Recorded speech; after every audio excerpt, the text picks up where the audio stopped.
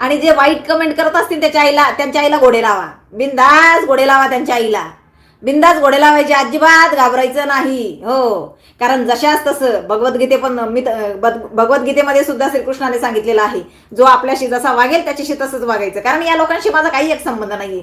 मी माझी वैचारिक मांडणी मांडते. यांना सुद्धा स्वतःचे अकाउंट आहे, यांनी तिथे तिथे त्यांची मांडणी मांडावी ना. पण यांना कुत्रही विचारत नाही, यांच्या पोस्टला एक लाईक सुद्धा नसती. मग इथं येऊन नाही का कुठेतरी स्वतःला फार महान त्यांना दाखवायचं असतं, किंवा स्वतः आम्ही सुद्धा संगीता वानखेडेला बोलू शकतो हे दाखवायचं असतं. पण अरे तुम्ही पेड आहात, तुम्हाला पैसे पेड केलेले असतात, त्यावेळेला तुम्ही संगीता वानखेडेच्या याच्यावर येत आहे, प्रोफाईलवर येतात. त्याचबरोबर काय होतं, तुमचं घर माझ्यावर चालू आहे. ज्या वेळेला मला एखादी शिवी देतात त्यावेळेला तुमच्या अकाउंटला 100 रुपये पडतात, कारण तुम्हाला तो स्क्रीनशॉट पाठवावा लागतो ना पुढे. हे बघा बघा बघा, लाईव्ह चालू होती त्यावेळेला मी शिव्या दिलेल्या आहेत, मग तुम्हाला तसे ते पेड पैसे 100 रुपये 50 रुपये त्यावर तुमचं चालू आहे आपलं.